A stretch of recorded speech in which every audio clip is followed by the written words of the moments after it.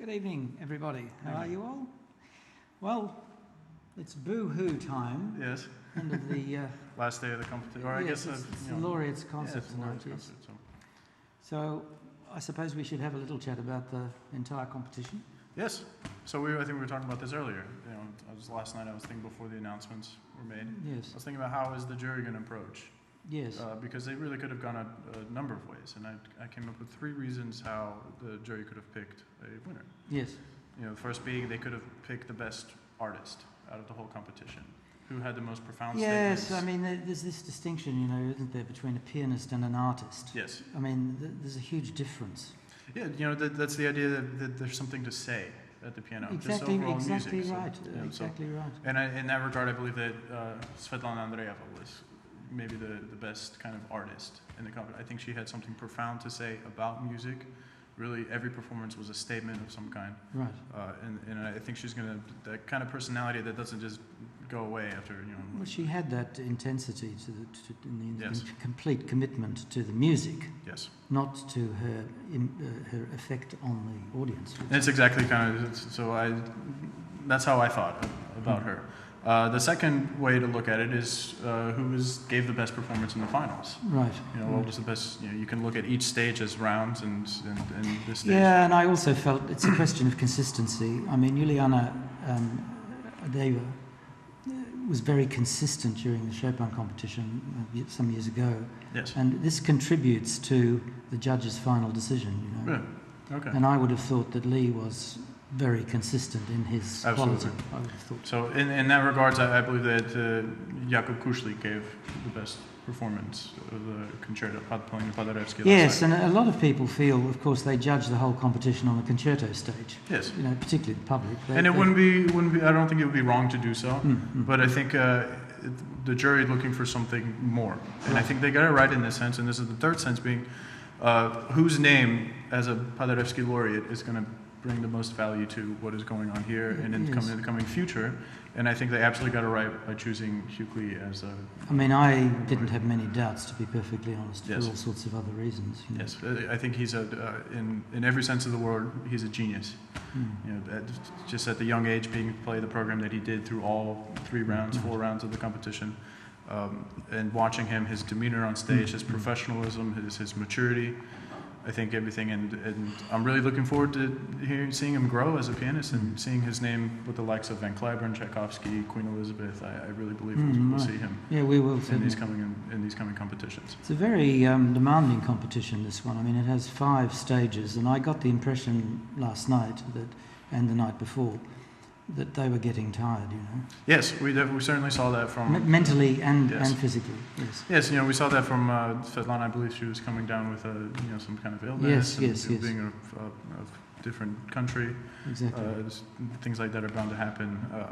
We noticed that in the earlier rounds too. Some of the pianists tiring, either whether it be emotionally or physically. Well, these are great works. I mean, it's very easy for us with recordings today that you play sort of constantly, that this doesn't require an enormous amount of physical and mental effort. Yes, as I think as a public to perform the piece live. Yes, with the recordings we become desensitized to what a tremendous effort it is to recordings. Sometimes they do recordings kind of measure by measure or phrase by phrase, and so you can be a lot more accurate, and you don't get the full emotional reaction that you do from a live concert. So. Well, we're going to talk a little bit about Paderewski, but before that, I'd like to look at Elżbieta Bielewska. Yeah, last night's performances. She's playing the Larghetto from the first E minor. Yes, representative of the Music Academy. Yes, it's a lovely, very romantic piece. Yes. And of course, Chopin was, what you might say, a distant lover, perhaps, yearning for Konstancja Gładowska. Yes, he was a very, very introverted personality as well, and I think he was no larger in size even than. No, he wrote a letter to Titus Wachowski. Yes, I can't quite remember his name. Sorry, but Titus, and his friend, and said that he liked to look at a place where he had fond memories. There was a subtext to that, of course. Oh, okay. So we'll listen to it, shall we? Yes. Okay.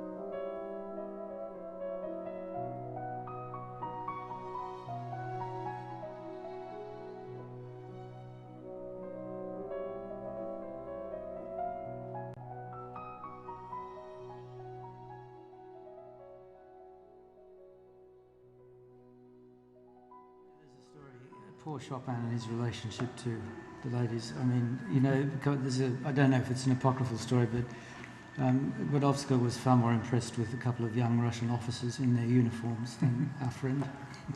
Yes, poor chap. Did not know this. Okay, we're going to actually watch the award ceremony, if I'm right.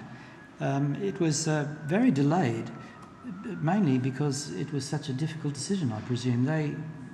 When Pelechny announced it, he said this was very time-consuming and there was a great deal of discussion.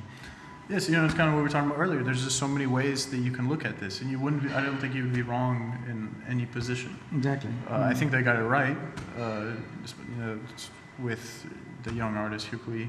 But like I said, there's just so many ways, and with a panel of 10 or 12, I don't know how many members there are, of some of the greatest pianistic minds in the world. Exactly.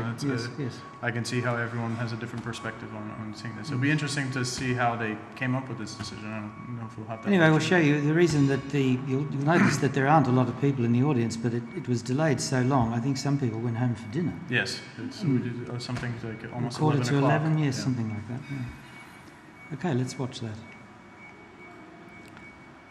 And the winner is, jak mi podpowiada dyrektor, pierwszą nagrodę konkursu w wysokości 30 000 euro otrzymuje pan Lee Hyuk. And the winner of the grand prize is Mr. Lee Hyuk.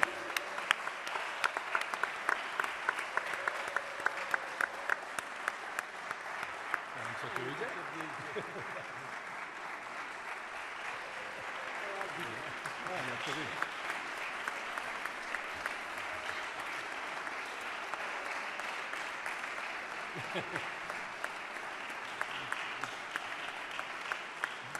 Serdecznie gratulujemy.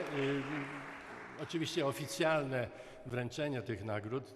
Dzisiaj jest to tylko dla Państwa informacja i jednocześnie informacja dla uczestników, którzy jutro będą występować, żeby już wiedzieli, że mają grać na koncercie laureatów. Tyle na dziś mamy tych oficjalnych informacji i oczekujemy Państwa wszystkich na jutrzejszym koncercie laureatów i ceremonii zakończenia konkursu imienia Paderewskiego.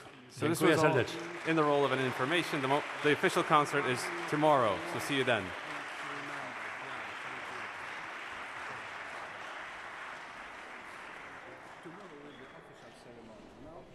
Right, well, another great talent beginning his career, because I mean winning a competition is only the beginning of becoming a great musician, of course. Just the beginning, isn't it? Yes, I mean, it's just only the beginning for him, especially. I can't imagine what he was doing 2-3, probably practicing like a madman, but... Okay, Witold, well, as this is the Paderewski competition, you have a story, don't you, about Paderewski, which reflects his human nature, I think. Yes, we were talking about this earlier, how this element that made great pianists great, really, from the Romantic era and on. Not only their ability at the keyboard and how they can play music, but also their rapport with the public. Right. And Paderewski was perhaps one of the most revered in this sense. Terrific. Absolutely. I mean, fantastic. Charisma, absolutely. He was not only, I mean, he was also a statesman, politician, ambassador for Polish culture. And so he traveled, he really made a name for himself in the United States. He was tremendously popular here there in the United States. And he actually toured all 50 states, I believe, or 48 states. Yes, he even went to Australia, you know. Yes, very popular. Very global personality. There was a story about when he went to play in Minnesota. Kind of gives you an impression of how he was as a person. When he was giving a concert in Minnesota, there was a train delay. So many people wanted to come see him. The train was delayed because of a snowstorm. Yeah. And so Paderewski actually went out on stage, and he sat on stage and he interacted and spoke with the public, told stories and really made a fun adventure. And when the public arrived, I want to say maybe 2 or 3 hours later, he went on and gave the concert. So it kind of gives you a sense of just what a tremendous individual this was. I suppose today the pianist would have to ring his agent first. Yes, some kind of marketing things. And that's kind of a little bit of that element is missing in music. Of course, with social media and the way artists are marketed, that kind of romantic sense is there was a story in London when Paderewski went to play there. A reporter noticed that a gentleman stomped on a lady's foot in the crush, and sort of squashed her foot, and she went, ah! And then she said, oh, no matter, sir, we're going to hear Paderewski. So Yes. it was a very curious charisma he had. Yes. And in the concerto, of course, you know how old he was when he wrote this? Somewhere in his 20s. Yes, about 28. Yes. And so it's not harmonically particularly advanced, you know. Yeah, well, you know, most of his music wasn't terrible. It wasn't something theoretically forward-moving Right. in that sense. More dessert music, kind of what we've been calling Yeah, it. just before, you said something about the disconnect between artists and the public when you were telling that story about... Well, I think in today's sense, that element of interacting with people in the way that Paderewski or Rubinstein would, it's just kind of non-existent. But that's also just it's a testament to the way society is today. Right. You know, things moved a lot slower back then. You know, as far as traveling and you know, driving around and organizing things. Well, a lot of you know, as you pointed out before, many artists feel they're either an entertainer or a serious conduit for the spirit of the composer. Yes, there's two ways of looking at it. And, you know, of course, you can mix both, and yeah, you can look at music as either being something serious that is involved only in the music, the statement is at the music, or you can look at music as being an entertainment, even if it's something kind of in a negative sense, you know, something portraying death. Or, it can still be entertaining. Both too, of course. Yes. And usually it is, although the decisions in programming to me today seem to be directed more by the performer, and he really doesn't consider the audience a great deal, what they might like to hear. Yes, I think that kind of more so in piano recitals and kind of solo recital elements, and concerto, it's a little bit of both. You know, because I've been to concerts in Warsaw where a great deal of Chopin's played in the program, and it's only till, let's say, the Opus 53 heroic polonaise is performed that people start moving about, you know. Otherwise, they're just sort of... And I don't honestly think that people are as familiar with the repertoire, Chopin, even the Chopin repertoire. There's a connoisseur group that are very well informed about it, but once you get away from Poland, I don't think people are aware of much of his writing, to be honest. Yes, I mean, as a composer, he's probably the most popular. I think people are more familiar with a larger amount of Chopin's works than most any other composer. But yes, I Like think I do get that sense. C-sharp minor waltz, of course, and the so-called minute waltz, and all Yes, these sort of things. Nocturnes. Okay, well, we're going to listen to a little bit of Jakub Kuślik playing the Yes, Paderewski. probably my favorite performance. First time I got to hear Paderewski's Yes. concerto live, so it's Okay, tremendous. great.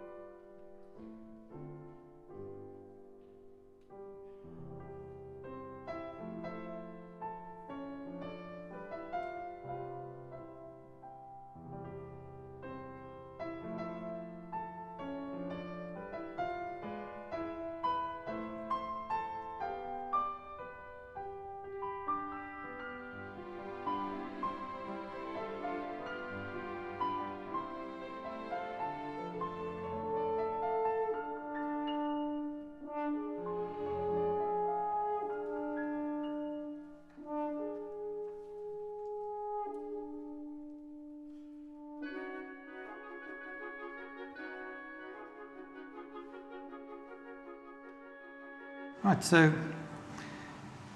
Jakob came second in the competition. Yes, it was a beautiful moment for the public, treat, and with the Paderewski. And it's also the first time it's ever been performed in all of the years of this competition. Yeah, so it was a very nice way to end, I think. Absolutely, absolutely. And so with that, I think we're ending. Well, I'm very sad to be leaving you, Vitold. Yes, it's been a tremendous It's been very enjoyable. I mean, you were asked to come on at, 5 minutes notice, was it? Yes.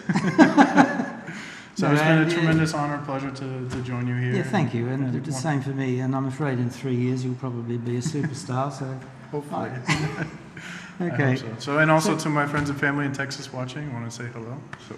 Yes. Well, good evening, everybody. And it's been very lovely talking to you. And I hope you've enjoyed our commentary. Okay, good evening. Good evening.